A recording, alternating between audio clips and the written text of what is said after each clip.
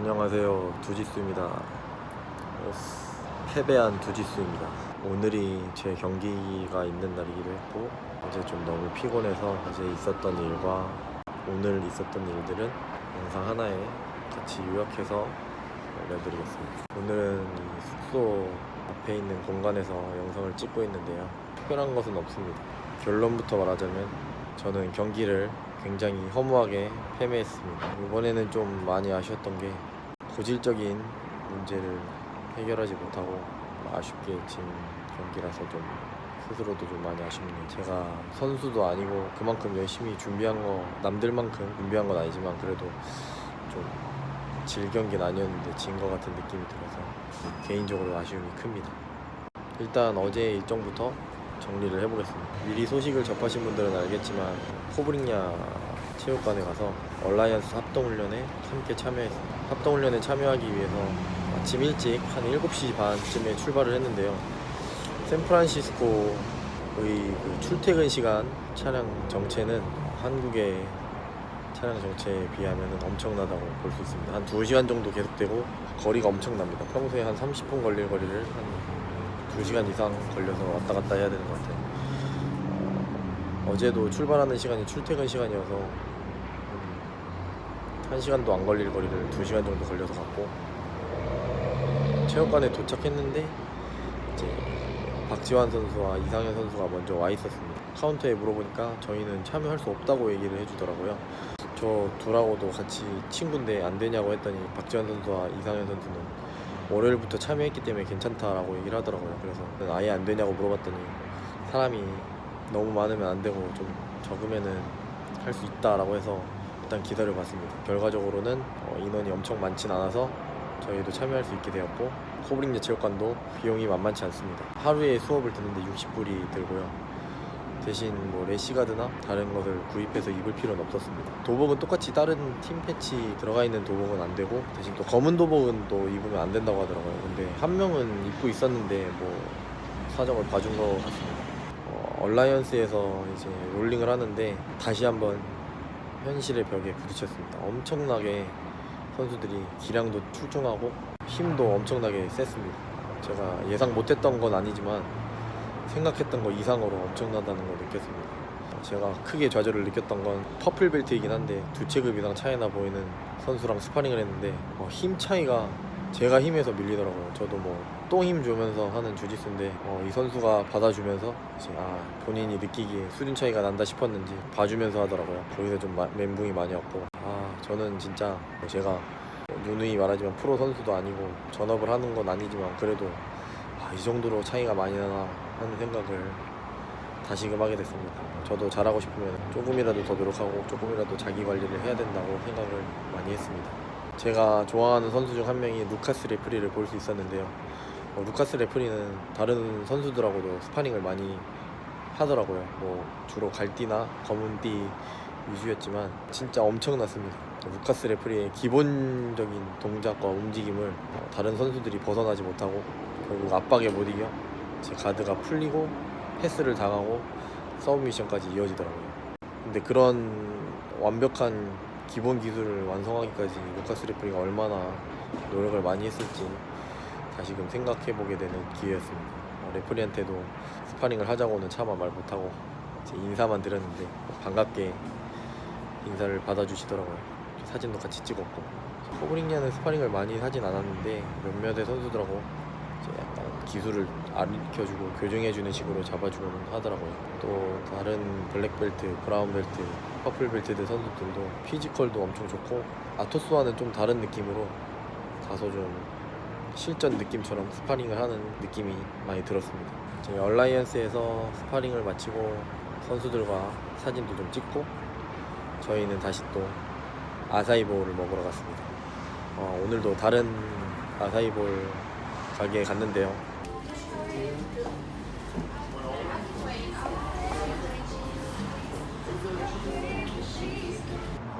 인간 코치님은 이날 아사이볼을 3번이나 드셨고, 그리고 아사이볼을 먹고 주변에 검색해서 핑크스라는 핫도그 맛집이 있는데 맛집이라고 해서 찾아갔습니다. 가보니까 줄을 좀 길게 서서 사람들이 핫도그를 주문하고 있었는데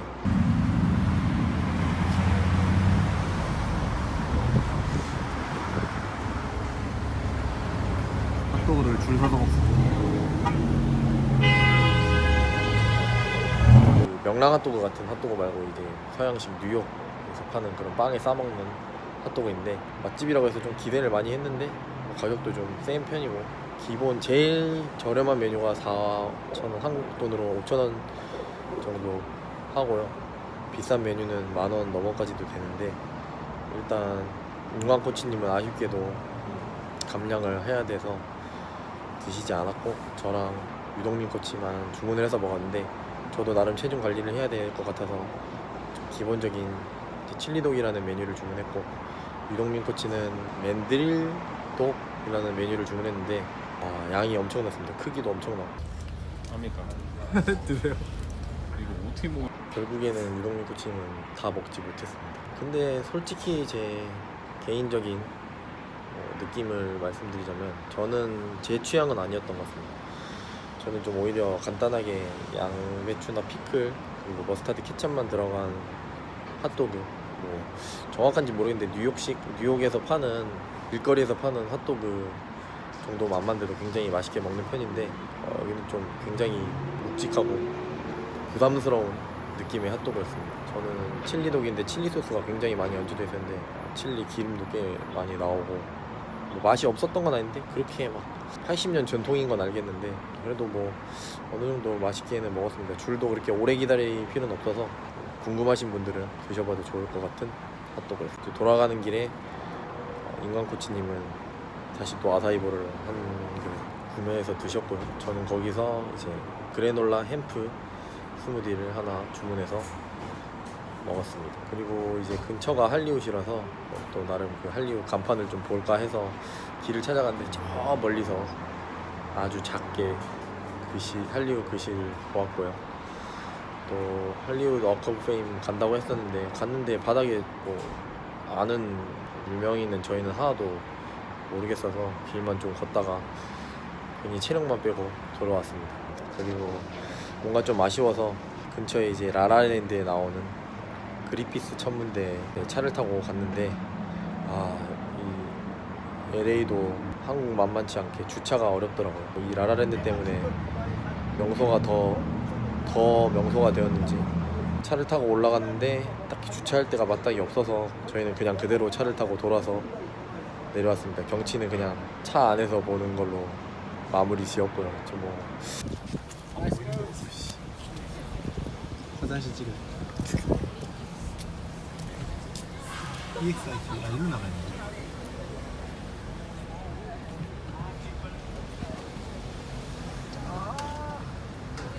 근데 LA 저 미세먼지가 많아서 잘 안 보입니다. 여러분 도지수에 기름납니다.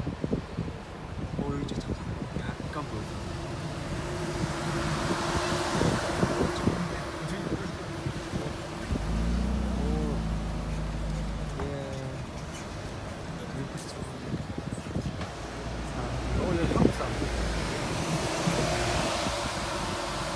유동민 코치님이나 인광 코치님이 불만이 많으실 것 같기도 한데 어쩔 수 없습니다. 저도 LA 초행 길이고 잘 아는 게 없어서 좀 제대로 시켜드리지 못해서 좀 죄송합니다. 아무튼 그렇게 나와서 바로 또 이제 산타모니카 해변으로 갔습니다. 제 생각에는 제가 잘 몰라서 그런지 LA는 뭐 유니버설 스튜디오나 디즈니 파크, 그랜드 캐년 이런 거 빼놓고서는 딱히 구경할 게 많이는 없는 것 같아요. 근데 바다 해변 근처 가서 바닷가 편안하게 보고 모래사장에서 놀 수 있는 그런 거가 주로인 것 같은데 그래서 저는 이제 산타모니카 해변 어제 지난 영상에서 말했던 것처럼 산타모니카 해변으로 갔습니다. 제가 좀 무리한 생각을 했는지 베니스 해변까지 가는 거는 굉장히 행이었고요. 차를 타고 가는 것도 딱히 뭐 그렇게 좋은 것 같진 않아서 일단 저희는 산타모니카 해변만 구경하고 다시 숙소로 돌아왔습니다.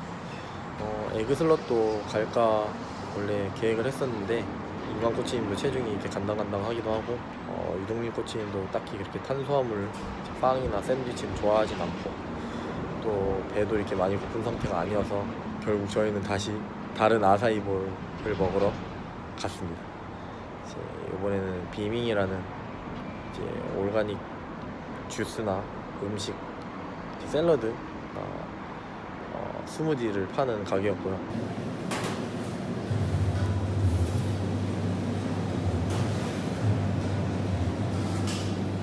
아사이볼 코치님 세 번째 아사이베리볼.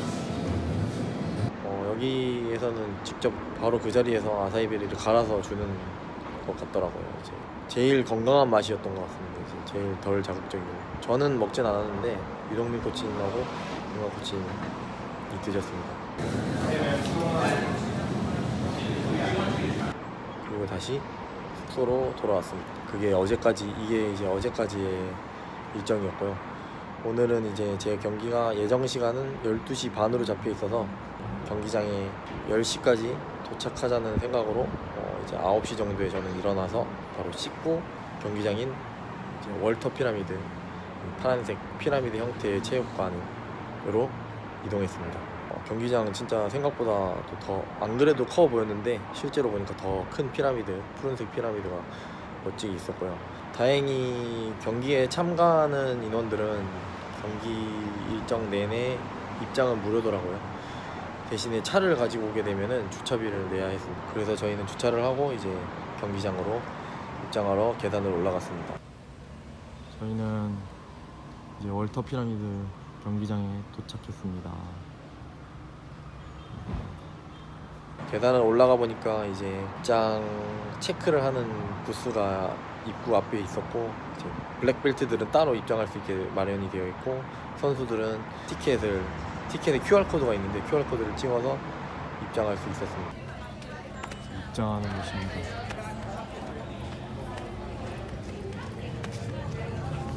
블랙벨트는 체크인을 따로 받습니다. 입장을 할 수 있게 입장 체크를 하면은 손목에 이제 빨간색 월드 도장을 찍어주더라고요. 코드로 체크인하고 도장을 손목에 찍어줍니다. 손목에 도장을 찍어주고 옆으로 가서 짐 검사를 한 다음에 입장할 수 있었습니다. 입장하니까 확실히 체육관 규모도 있고 매트도 12개나 되니까 이제 경기장 안쪽이 굉장히 웅장한 느낌이 났고 이미 경량급들의 경기는 시작하고 있었습니다. 그리고 꼭대기 층을 주변으로 둥글게 주짓수 관련 브랜드들 그리고 IBJJF에서 주관하는 부스들이 있었고요. 아사이베리를 파는 삼바존도 와 있었고 그리고 참가 기념품인 티셔츠를 받으러 갔는데 올해는 티셔츠뿐만이 아니라 질이 좋진 않지만 도복 가방 그리고 이제 IBJJF 카드를 목에 걸 수 있는 목걸이 또 함께 주더라고요. 지금 생각하면 티셔츠라도 남아서 다행인 것 같습니다. 아무튼 그렇게 저는 도복을 이제 갈아입고 인광 코치님이랑 사전 개최를 해보러 내려가 봤고요. 경기장 앞쪽에 시합전 대기 전 장소의 가운데에서 체중을 사전 개최를 해볼 수 있습니다. 사전 개최가 가능하고 통과로 들어가서 개최를 하는 못 느낄 수 없습니다. 여기서 대기를 하다가 호명이 되면은 옆으로 이동을 하는 겁니다. 계단 밑에는 연습용 매트로 따로 준비되어 있습니다. 굳이 오늘 경기가 아닌 선수도 와서 체중을 개체를 많이 하고 왔습니다. 개체를 해보니까 저는 뭐 한 4파운드 정도 여유가 오히려 있더라고요. 긴장을 해서 그런지 많이 안 먹어서 그런지 체중이 좀 많이 빠졌습니다. 다이어트를 할 때는 그렇게 안 빠지더니 여기 와서는 운동을 덜 하는데도 살이 빠지고 있었습니다. 그리고 이제 구경을 하면서 대기를 했는데 원래 예정 시간은 12시 반이었는데 시간이 점점 줄어들더니 저는 한 11시 반도 안 돼서 경기를 시작했습니다. 이제 그리고 저의 흑역사 경기 전에도 많았지만 흑역사 경기가 이제 아예 플로그래핑에 영상으로 제 이름과 함께 박제가 되었고요. 근데 제가 다시 또 얼마나 어느 부분을 보강해야 되는지는 확실하게 느꼈습니다. 뭐 다행히도 경기를 할 때마다 지는 거죠 사실. 그래도 배움이 항상 뒤따랐기 때문에 가다듬고 앞으로도 열심히 운동해야겠다는 생각을 많이 했습니다. 특히 또 구경할 만한 선수나 뭐 저희가 아는 선수도 많이 없고 어차피 내일이랑 내일 모레도 오기 때문에 유명한 선수들을 보고 싶으면 그때도 볼 수 있기 때문에 인광 코치님의 오늘의 처음이자 마지막인 아사히볼을 한 그릇 사 먹고 저희는 경기장을 나섰습니다. 패배하고 떠나고 있습니다. 이기거나 돈 날리거나 해서 돈 날렸습니다. 이제 경기장을 나와서 집에 와서 간단히 짐 정리를 하고 인광 코치님 말고는 식사를 할 수 있으니까 그래도 둘이라도 좋으니까 먹어라 라고 해서 이제 앞쪽에 있는 블랙베어 디너라는 식당으로 갔는데요. 뭐 한국말로 하면은 흑곰 식당입니다. 지금 저녁에도 저기 앞쪽에 볼 수 있는데요. 뭐 평점을 찾아보니 뭐 딱히 구글 평점이나 트립어드바이저 평점도 나쁘지 않길래 방문했습니다. 이제 메뉴는 꽤 다양했습니다. 아침, 점심, 저녁 메뉴 다 선택이 가능했고요. 일부 메뉴를 제외한 메뉴가 다 선택이 가능했고 인광 코치님 먹을 수 있는 메뉴가 좀 있어서 셋이서 같이 메뉴를 선택했습니다. 그래서 인광 코치님은 거기 메뉴에도 보면은 아침, 점심, 저녁 메뉴에 각각 좀 체중 관리나 다이어트에 무리가 안 가는 메뉴들이 있어서 인광 코치님은 그 중에 하나를 선택했는데 이제 저도 나름 그래도 체중 관리 그래도 꾸준히 할까 생각을 해서 연어 스테이크 메뉴를 골랐고 유동민 코치는 이제 소고기 스테이크 메뉴를 골랐습니다. 저랑 유동민 코치님은 예상한 대로의 모양새 메뉴가 나왔고 인광 코치님 메뉴는 좀 반전이었던 게 햄버거가 도착했는데 빵이 아닌 이제 양상추로 쌓여져 있는 그냥 양상추로 고기를 싼 양상추로 빵을 흉내낸 햄버거가 나왔습니다. 다이어트 햄버거. 풀과 고기, 양빵 없는 햄버거. 다행인지 불행인지 모르겠지만 어쨌든 인광 코치님이 그 햄버거를 섭취하셨고요. 맛있게 드셨는지 모르겠습니다. 체중에 무리가 안 가는 메뉴여서 다행이라는 생각을 저는 속으로 했고 식사를 마치고 하루를 그냥 허무하게 보내긴 좀 아쉬워서 그래도 기왕 돈 내고 왔는데 운동은 하지 않더라도 AOJ에 한번 가봐야겠다는 생각에 차를 타고 AOJ로 향했습니다. 좀 의외였던 게 사진으로 봤을 때 AOJ의 이제 분위기는 주변이 굉장히 한적하고 조용한 가운데 이제 도장이 있을 거라고 생각했는데 이제 길 한가운데 떡하니 가다가 보니까 있더라고요. 그 큰 길에 상가 단지 사이에 AOJ가 있었습니다. 어쨌든 체육관도 꽤 컸습니다. 규모는 약간 아토스랑 비슷한 것 같았고 구성도 약간 아토스랑 비슷한 것 같습니다. 대신 조금 더 하얗다는 점 그리고 이제 유리창으로 바깥에서 안쪽을 볼 수 있다는 점이 좀 차이였던 것 같고요. 저희가 갔을 때는 퀴즈 수업을 하고 있었습니다. 딱히 AOJ의 퀴즈 수업이라고 엄청 특별하고 그랬던 건 아니고요. 그 중에서 이제 인재들이 한두 명씩 탄생하는 거겠죠. 그리고 AOJ에서 구경을 좀 하다가 뉴포트 비치 해변가에 또 놀러 갔습니다. 부두가 이제 끝까지 한번 걸어갔다 와고 그렇게 해변가 산책을 마치고 저희는 다시 집으로 돌아왔습니다. 내일은 이제 인광 코치님이 경기를 치르는 날입니다. 저는 잘 못했지만 제가 느낀 바로는 코치님은 충분히 성적을 낼 수 있을 거라고 생각합니다. 이게 빈말이 아니라 제가 못한 거지 코치님은 가능성이 충분히 있다고 생각합니다. 김인광 코치님 그리고 유동민 코치님 내일하고 내일 모레 있을 경기 응원 많이 해주세요. 오늘 영상 많이 길었죠? 여기까지 하겠습니다. 어스